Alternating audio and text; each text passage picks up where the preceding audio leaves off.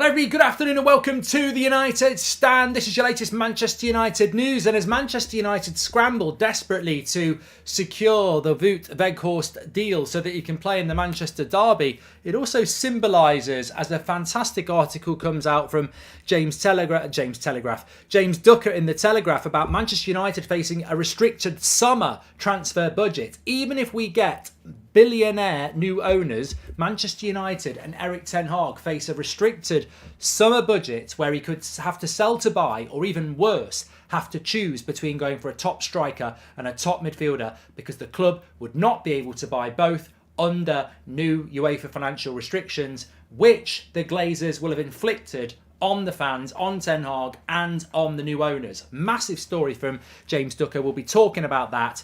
Ten Hag facing a transfer warning, restricted summer budget, and we could be seeing more of what we're seeing now with Wout Weghorst, where he could be the sort of signing that United not only have to do in January, but have to be doing in the summer. Big story. We'll get into that. We will get into that. But just the latest on Weghorst, if you're interested.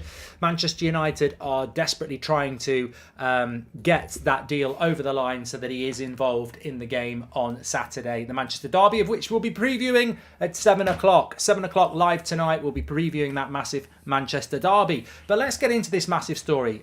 Courtesy of James Ducker in the Telegraph. Fantastic article. It is free to read on the Telegraph as well. Sometimes you have to subscribe, but it's free to read, so give it a read. But we're going to summarise it and give our slant on it, and I'm sure you'll give yours as well. So let's try and pick the pips out of it. Even with new owners, Manchester United would have to qualify for the Champions League and raise significant funds through player sales if they want to sign Erik ten Hag's top striker and midfielder target. That's a terrifying line from a very credible journalist, from a very credible source. That is a terrifying couple of sentences, isn't it? Even with new owners and Champions League, even with new owners, we need to qualify for the Champions League and sell players if we want to sign a top striker and a midfielder.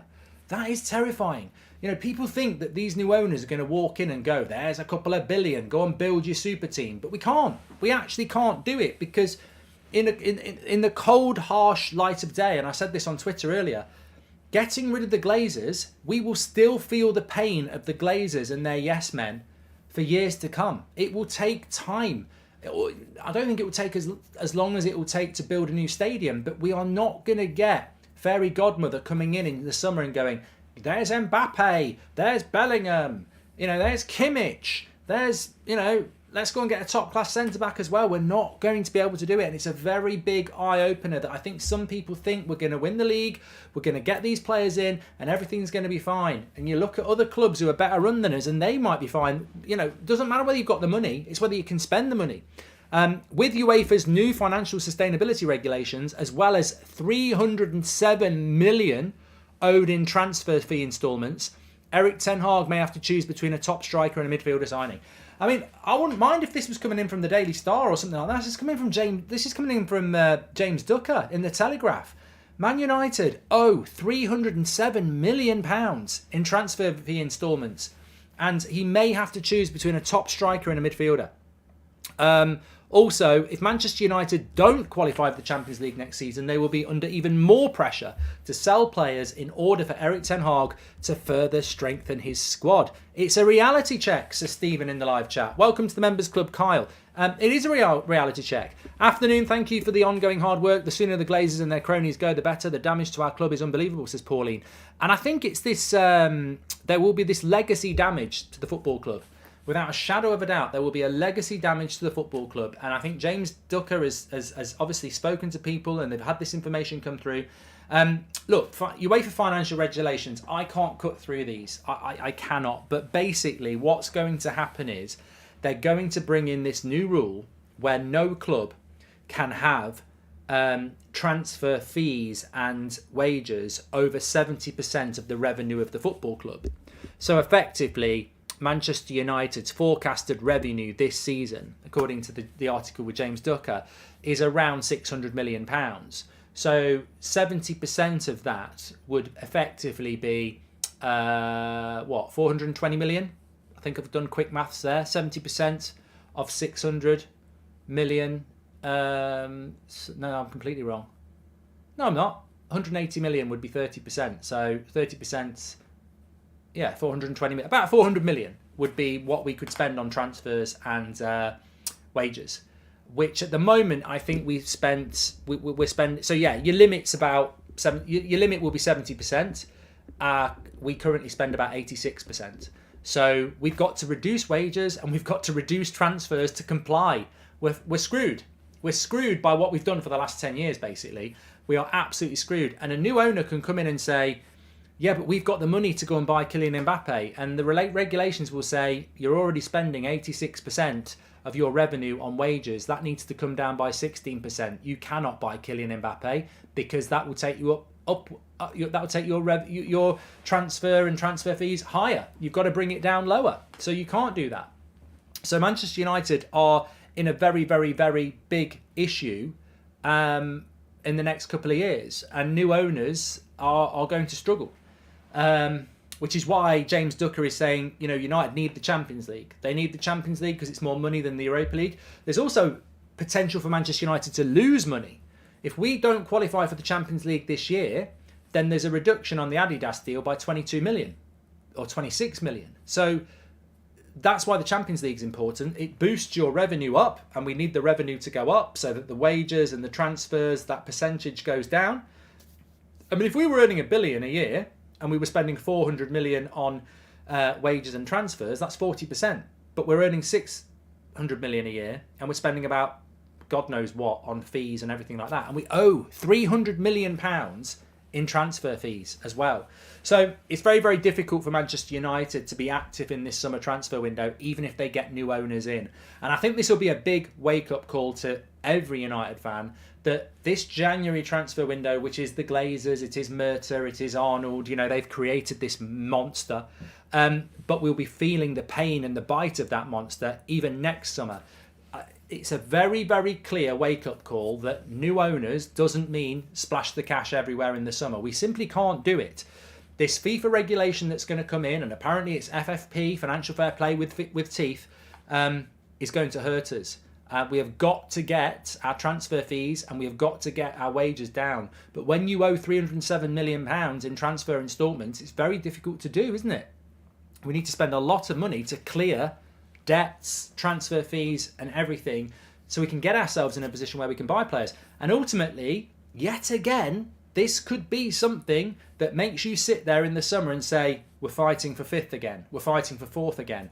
Because if we hit the summer and Ten Hag has to choose between a striker and a midfielder when he needs both and more, then you are restricted. And that is basically what we're talking about here. They need to give the new owners a discount how they destroyed us, says Yania. And in theory, this should affect Chelsea, Real and everyone else. We are the biggest earners, Mark, says Paul. It will affect everybody else, Paul. But unfortunately, you make a good point. But unfortunately, it will hit us hard because we have accrued such massive debt around what we owe in transfers, what we pay in wages. We are in a strong position because we do make money, but we've absolutely screwed ourselves over the last few years in transfer fees and everything else. Is it not that bad? Why are you always panicking? Is it not that bad? Why are you always panicking? Sell Maguire, Lindelof, Wan-Bissaka. All we need is a top striker and give Pellistri a chance, says Sulai. Okay. Mark, realistic speaking, the Glazers can't sell for $6 billion. It's impossible to sell the club now, says Mikael Roach. They need to give... Okay, look, let me just go back to Sulai, who just basically thinks I'll do a super chat and speak out my bottom because he's really not understanding things. Get back to kindergarten, Sulai, because you're just not listening, are you? This is coming from James Ducker. It's coming from the Telegraph. It's sourced. It's there. It's not speculation. It's a fact. United could find this summer very, very difficult and probably will find it very, very difficult. And everybody else who says, oh, just sell Harry Maguire. There was a very interesting piece in the article by James Ducker. And I don't really fully understand this. I can't even use the word. But I think they call it something called, and I did write it, is it player amortation or something like that? And James Ducker explained it really well with Harry Maguire. If you sell Harry Maguire for 40 million, that's not 40 million back on your balance. It's 14 million back on your balance. Because what happens is, because Manchester United bought Harry Maguire for 80 million, and you're selling him with 2 years left on his contract in the summer, then effectively, if you sell him for 40 million, his value on the books is still about 26 million. So you can only put on your transfer revenue, what we're talking about here, you can only put on profit. So Man United we would get £40 million, but only 14 of it can be used for new signings and stuff. Now, I don't really understand how it works, but it's there in black and white in the article by James Ducker. And basically, Harry Maguire, because we paid 80 million, and because it's only what you make in profit, basically, and because we paid 80 million pounds for him, and he has been here 3 years, they divide that by the contract, and then you sell him, but you still have to subtract what his value is left on his contract. So with 2 years left on his contract, there's still a value of 26 million pounds that's not gone over the 3 years you've had him. Sell him for 40, 26 taken off, 14 million. So it's terrifying if this sort of stuff comes in, because what is really going to hurt us is the things we've been talking about on this channel ever since the summer. The thing that's going to hurt us is things like Anthony was on £20,000 a week at Ajax. We're now giving him 200 grand a week. He was a £55 million player and we paid 85 million. Well, straight away there, you are eating into the 70%. So basically what we need to do is we need to have revenue and 70% of it spent on wages and transfers. But United are 86%. Why is it at 86%? Because you're giving a player from Ajax who's on 20 grand a week 200 grand a week. You've just given him a stupid wage. Well, that's eating into your 70%. You've just spent 85 million instead of 55 million. That's eating into your 70%. If we'd have been run properly over the last few years, think of every bad deal we've done and every bad wage we've done, and that's what we're talking about here. This restricted summer transfer budget that could stop us getting a midfielder, could stop us getting a striker. You can't moan at UEFA. You're moaning at Richard Arnold, Ed Woodward, the Glazers, John Murtagh. They've absolutely screwed us over if this happens, because it's very simple. You've got to have 70% and no more spent on transfers and wages of your revenue. And we're at 86%. Why are we there? We've got to bring it down. If you've got to bring it down, you've got to sell players. You've got to stop buying players. That's the only way you can bring it down. So if we hadn't spent £80 million on Harry Maguire, it would be down. If we'd not given him 200 grand a week, it would be down. If we hadn't spent 350 grand a week on Sancho's wages, it would be down.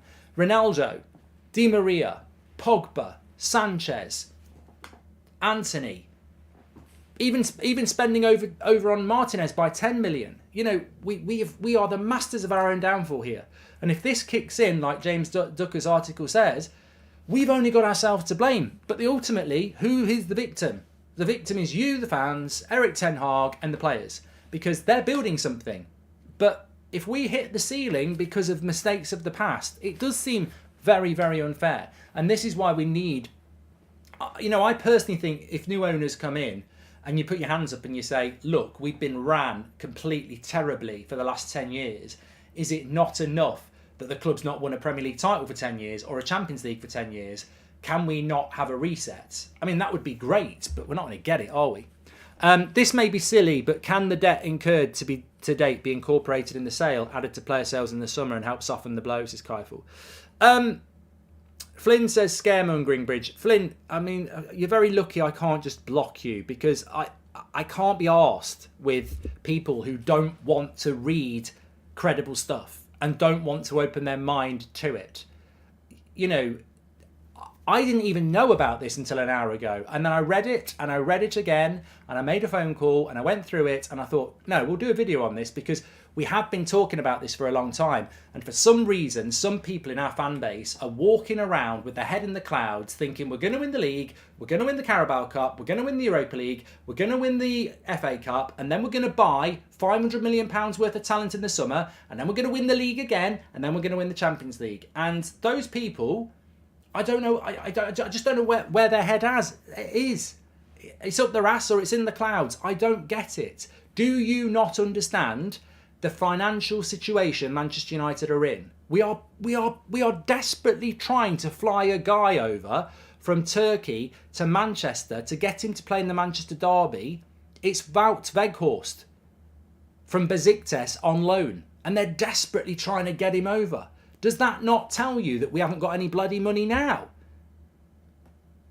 With new owners, we need Champions League football, and we need to sell a lot of players if we want to spend in the summer. It's as simple as that.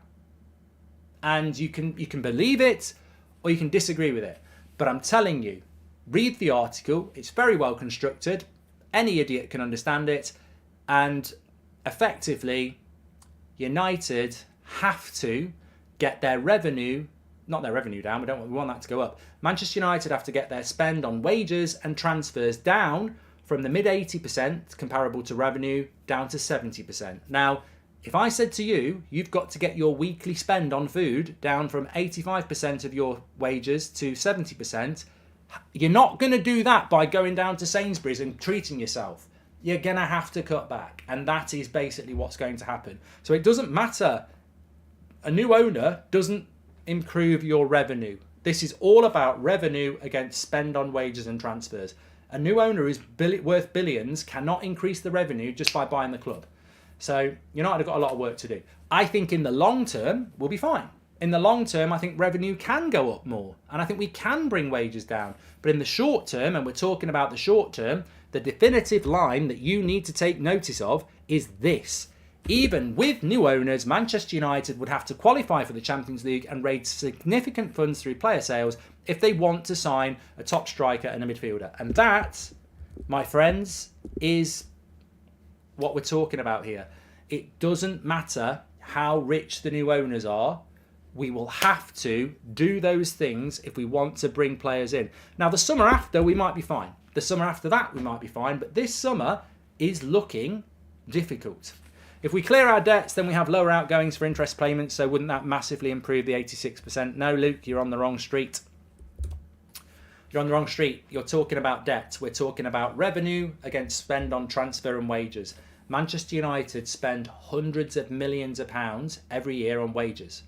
If our revenue is 600 million, we are spending over 400 million on wages and transfers. That has to come down to 70%. It's got nothing to do with clearing the debt. Debt repayments are nothing to do with this. It's 70%. That's what you've got to get it down to. The only transfer I'm interested in now is the sale of the clubs to Simran, and maybe this is why there's talk of cutting contracts to 200k with bonuses. Everything gets put out in the media for a reason, says Dan. Yeah, look, David De Gea's contract, of course. What Manchester United need to do is, and to coin a positive, this is a worry. It's not fair. It's not fair on Ten Hag. He's only been here 6 months. He didn't buy all the shit that's got the revenue up and all that shit.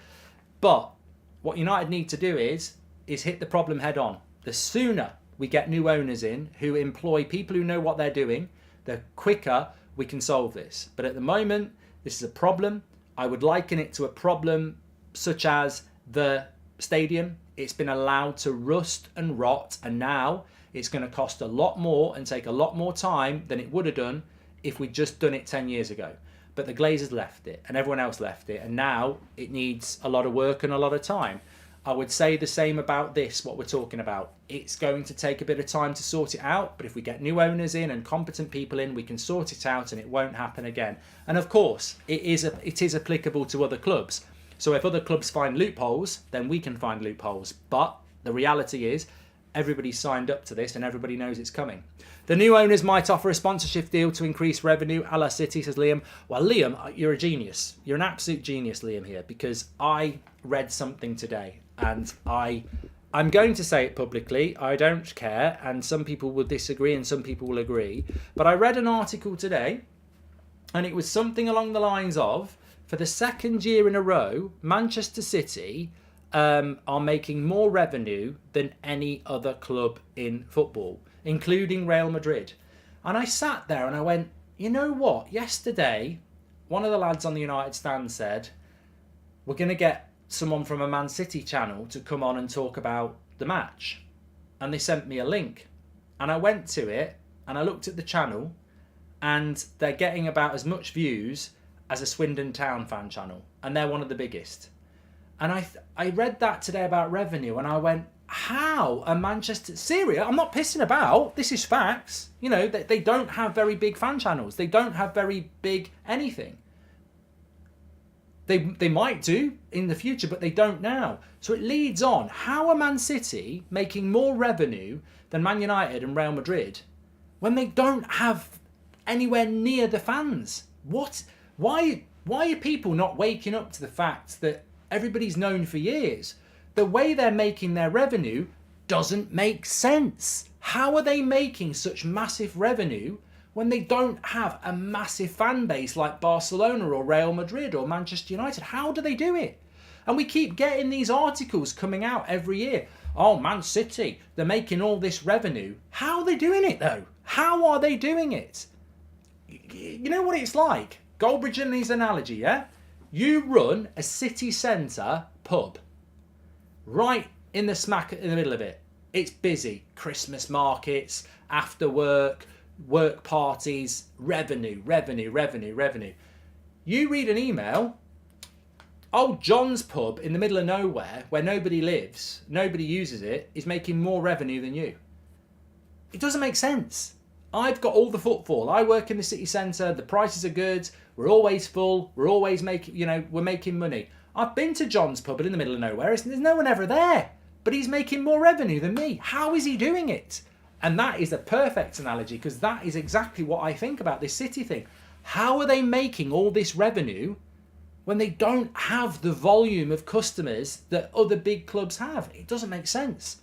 It doesn't make sense unless there is money going in from deals that wouldn't be going to other clubs normally, but they get them. I don't know.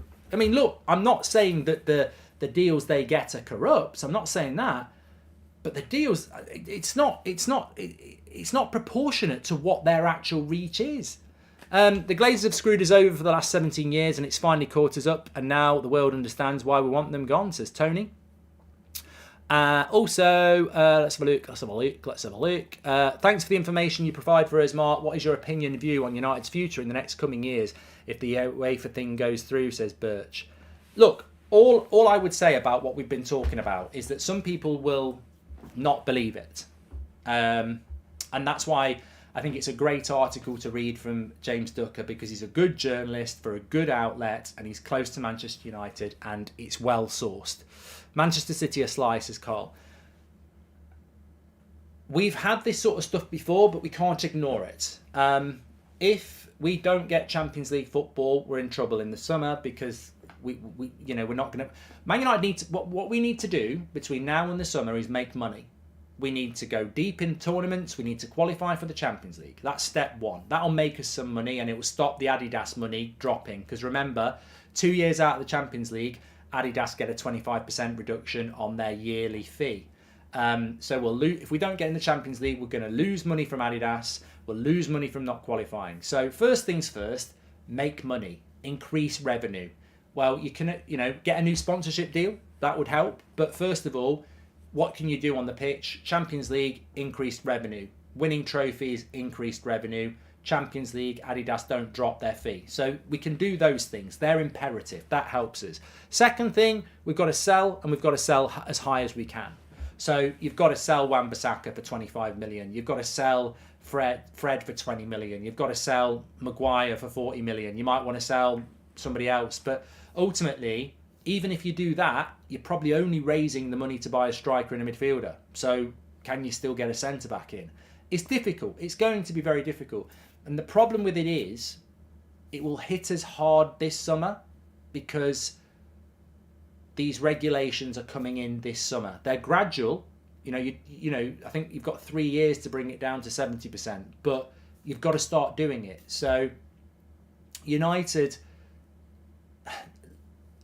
it's a concern. It's a concern. What do I think about United's future? I think it's in a good place under Ten Hag, and I think we've got some good players. But what we need is what Man City have done. What we need is Man City. What we need is Chelsea. We need new owners to come in who are rich, who can just go bang, bang, bang, bang. Typically, we finally might get that, and then we'll be restricted by regulations that did nothing to Man City. Excuse me, I've got a tickly nose. So, it's a case of watch this space, but certainly It's a problem. And for anybody who thinks it's not a problem, hello. I'm not saying hello in relation to the show. I'm saying hello and welcome to the January transfer window. Why do you think they're not spending any money? Why do you think? It's probably because of this.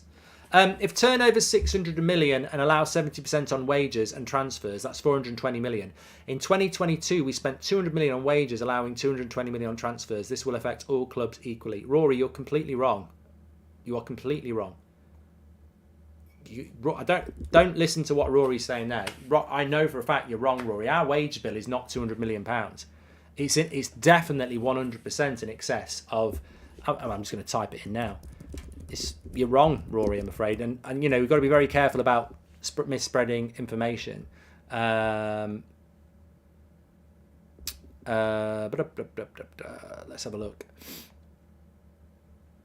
According to recent figures, Man City are the Premier League's highest. This was in 22, with around 430 million a year on player wages. Manchester United's wage bill is around 330 million in wages. So yeah, our wage bill is in excess of 300 million. I know Chelsea had a transfer ban, but how can they splash the amount of cash they have, but we can't? They even lined deals up for the summer, says MT. Well, they'll probably get hit by it as well. But remember, it will impact on other clubs, but it doesn't matter whether it impacts on other clubs, does it? Because we know we need a lot of investment in our team, and it's how we find a way of doing that. Well, Glenny Boy's just gifted 5 United Stand memberships. I'll come back to that in a minute, but Glenny, you're a legend. Hi Mark, a few days back we got news saying United are already planning for the summer. No, this FFP does sound concerning. More cheaper deals coming through next summer, says Sarjal. And other clubs will know about our struggles and try to buy players from us for as low as possible, says Caleb. It could...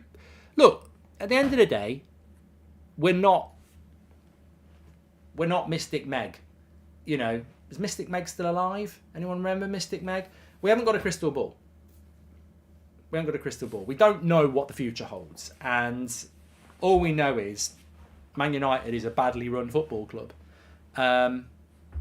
All we know is that even if, you know, we've got to get that wage. But I mean, look, if let's just say we're spending 330 million a year on wages, and we get new owners, you've got to sell anyway. Because if you go and buy a load of players, then that wage bill is going to keep going up, isn't it? You've got to, regardless of regulations, you've got to create a situation where you reduce and clear anyway.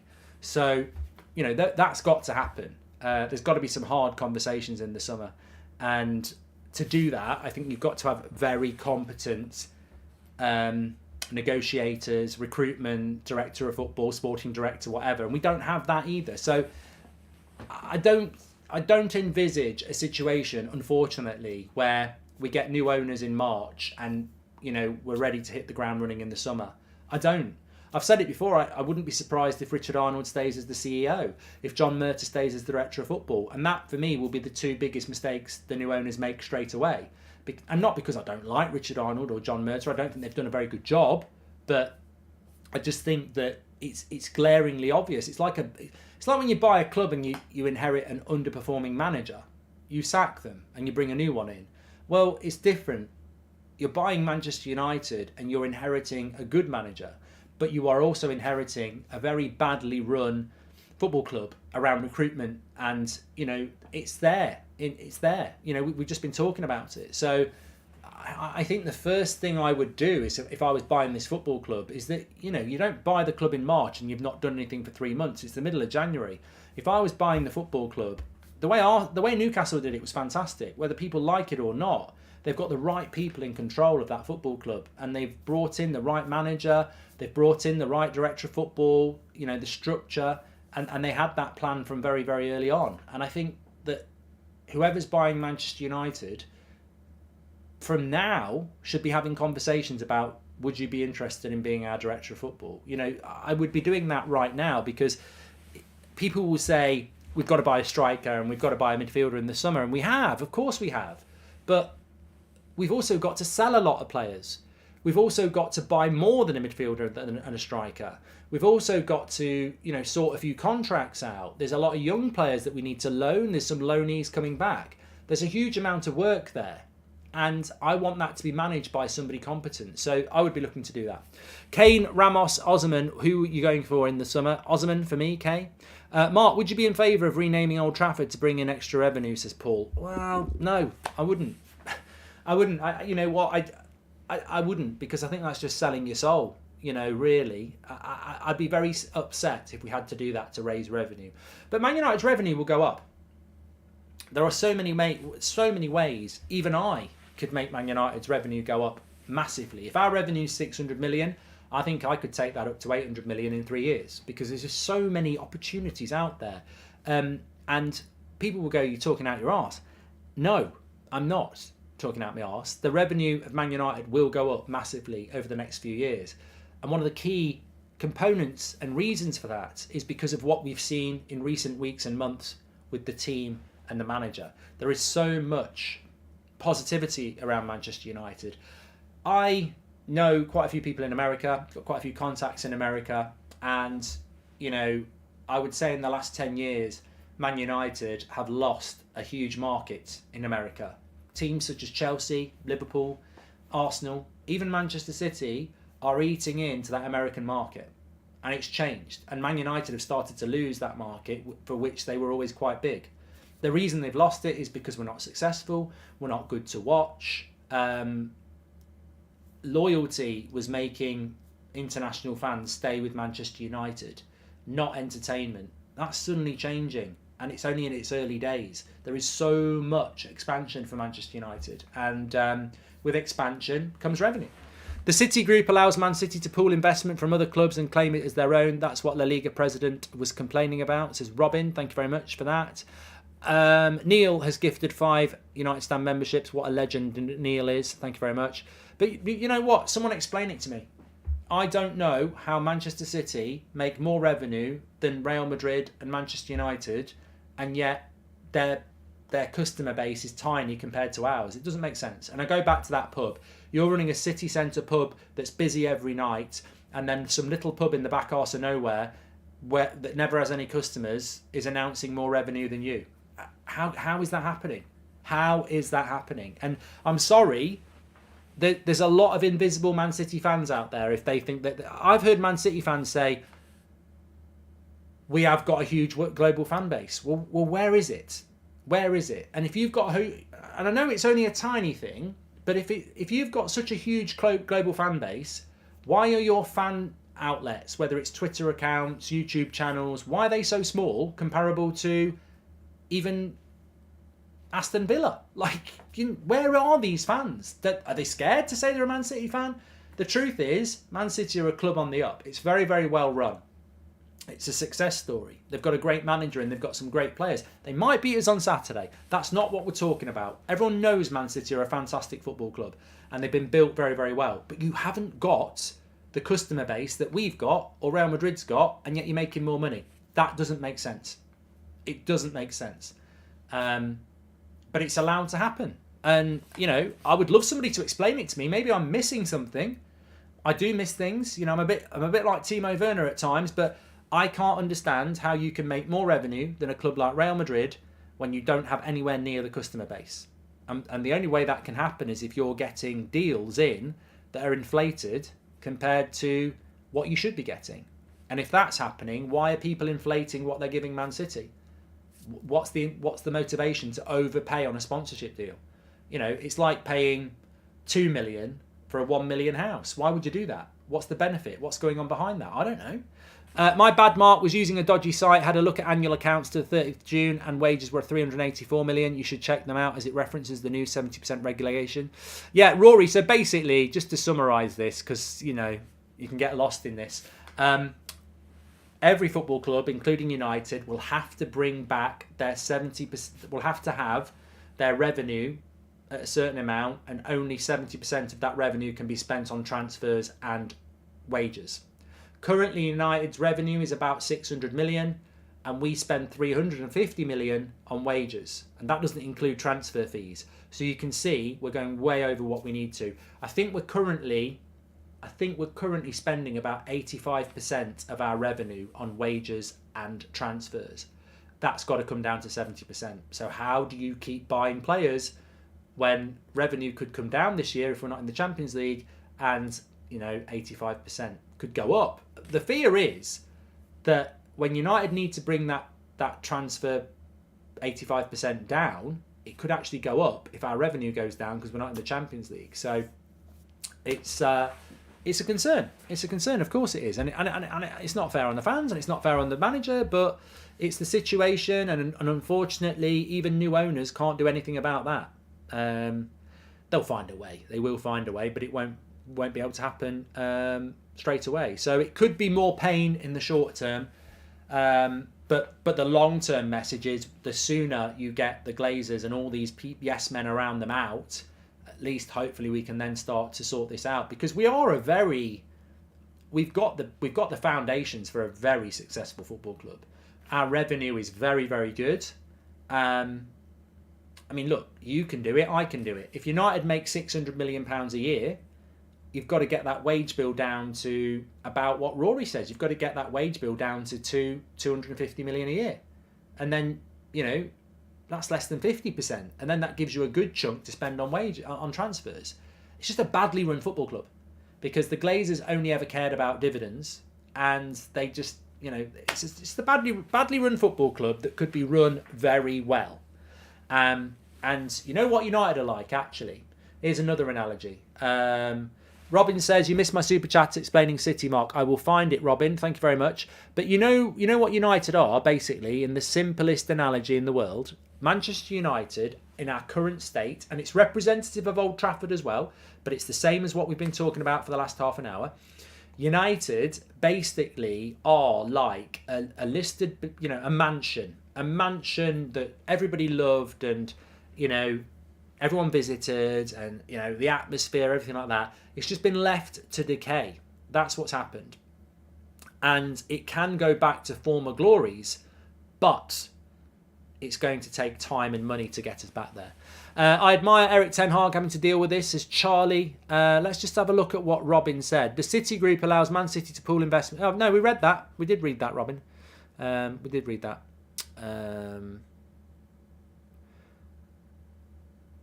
Etihad is their loophole, their sponsor, says Ahmed. Okay. All right. Well, look, I'm back at 7 o'clock tonight because I've got the preview to do for Man City, which I was going to do at 2 o'clock, but this story came out, and I thought, well, this is just so interesting. I want to get my teeth into that, of course. But can I just say as well, there's been some memberships gifted in the chat today by a couple of legends, so let's give them a big shout out in the chat.